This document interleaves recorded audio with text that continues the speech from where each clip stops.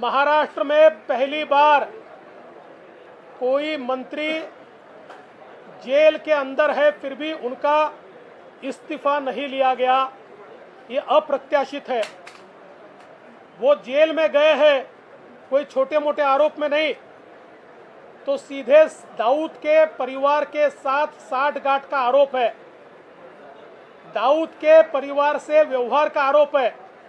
मुंबई बम विस्फोट के आरोपी जिन्हें लाइफ इंप्रिजनमेंट हुई है, ऐसे आरोपी से जमीन खरीदी और जो जमीन किसी तीसरे की है उनको एक पैसा नहीं मिला है, और ये सारे व्यवहार में उन पर दबाव लाने के लिए 55 लाख रुपए ये हसीना पारकर को दिए। इस प्रकार की सारी चीजें रिमांड एप्लीकेशन में हमने देखी है, और ये मामूली बात नहीं है। उनको रिमांड देते हुए जज ने ये प्राइमा फेसी केस है इस प्रकार से अपने रिमांड के जजमेंट में भी लिखा हुआ है और रिमांड अलाउ किया है। ऐसे समय नवाब मलिक इनका इस्तीफा सरकार क्यों नहीं लेना चाहती? ये दाऊद समर्पित सरकार है, ये दाऊद शरण सरकार है। ये सरकार दाऊद के साथ जो रिश्तेदारी रखते हैं उनको बचाने के लिए एक आ रही है, इसीलिए हमने इसका विरोध शुरू किया है और हमारी मांग है कि तुरंत नवाब मलिक इनका इस्तीफा लिया जाना चाहिए। इससे पहले संजय राठौड़ इनके ऊपर आरोप लगे तो उनका इस्तीफा लिया गया, नैतिकता के आधार पर लिया गया। अनिल देशमुख ये जेल में जाने से पहले उनका इस्तीफा लिया गया, और अब कोर्ट ने रिमांड देने के बावजूद भी इस्तीफा नहीं लिया जा रहा है। मुझे ऐसा लगता है कि शायद किसी के दबाव में ये सरकार काम कर रही है। ये किसका दबाव है? दाऊद के आदमी को बचाने के लिए, दाऊद से व्यवहार करने वालों को बचाने के लिए किसका दबाव सरकार के ऊपर है, ये सवाल हम करना चाहते हैं और हमारी मांग है उनका इस्तीफा तुरंत लिया जाना चाहिए।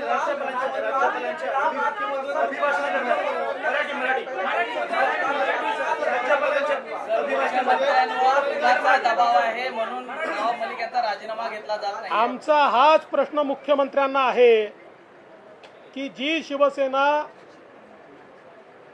दाऊदचं नाव घेतल्यानंतर तो मुंबईचा अपराधी असल्यामुळे आक्रमक होत होती, आज थेट खरेदीचे आरोप लागलेले आहेत, आरोप नाही, त्याची कागदपत्र उपलब्ध आहेत, रिमांड झालेला आहे, दाऊदशी थेट संबंध दिसतोय, कागदोपत्री दिसतोय, सह्या आहेत, फोटो आहेत। या सगळ्या गोष्टी असताना त्यांना मुख्यमंत्री का पाठीशी घालतात? आमचा सवाल आहे, कोणाचा दबाव आहे, कुठल्या दबावाखाली? आणि हे मुंबईचे अपराधी आहेत, बाकी सोडून द्या, या देशाचे अपराधी आहेत की ज्यांनी या देशात बॉम्बस्फोट घडवले आहेत, त्यामुळे त्यांचा राजीनामा घेतलाच पाहिजे।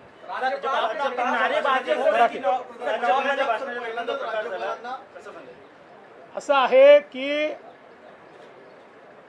राज्यपाल सरकारच्या वतीनं त्या ठिकाणी भाषण करायला आले होते आणि सदस्यांच्या भावना अतिशय तीव्र होत्या की तुम्ही सरकारच्या वतीनं भाषण करताय, पण तेच सरकार जर दाऊद शरण होत असेल तर हे भाषण कशा करता ऐकायचं, हा सदस्यांचा सवाल होता। त्यामुळे सदस्य एवढीच मागणी करत होते की नवाब मलिक यांचा राजीनामा झाला पाहिजे और ये मांगनी हमें लाउनच धरणार है। जब आपके विधायक नारेबाजी करेंगे नवाब मलिक के मुद्दे पर, तब मुख्यमंत्री लगातार चुप थे, एक तरह से बुत बनकर बैठे, तो उस पर आप क्या कहेंगे?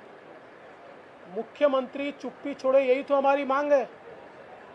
दाऊद के साथ उनके मंत्री की साठगांठ सामने आने के बाद भी अगर मुख्यमंत्री चुप्पी साध कर बैठेंगे तो मैं सवाल पूछना चाहता हूँ, सरकार चलाने के लिए कौन से स्तर का कॉम्प्रोमाइज आप करना चाहते हो, ये भी जवाब मिलना चाहिए।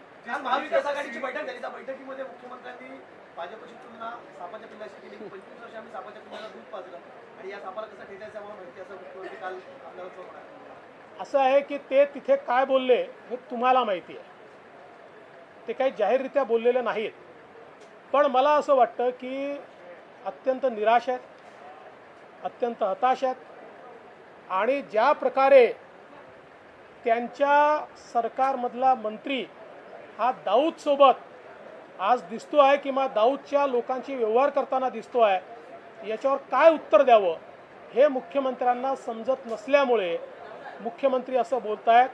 भाजप आणि शिवसेनेचा जर सवाल असेल तर स्पष्ट असं आहे, ही युती यांनी केलेली नाही, ही बाळासाहेब ठाकरेंनी केली होती. त्यामुळे बाळासाहेब ठाकरेंचं हे मत होतं काय त्यांनी सांगावं.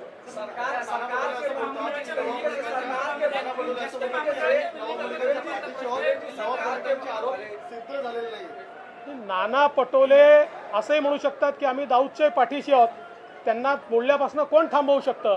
पण नवाब मलिकांचा जो काही संबंध दाऊदच्या लोकांशी आलाय, आम्ही त्याला पाठिंबा देऊ शकत नाही. सरकार के मंत्री जिस तरीके से राज्यपाल के खिलाफ सीढ़ियों पर बैठकर प्रदर्शन कर रहे हैं और राज्यपाल को कह रहे हैं संविधान का अपमान किया, इसमें देखिए, सच तो ये है कि राज्यपाल जिस समय राष्ट्रगान की शुरुआत करना चाहते थे तभी यही लोग नारेबाजी कर रहे थे.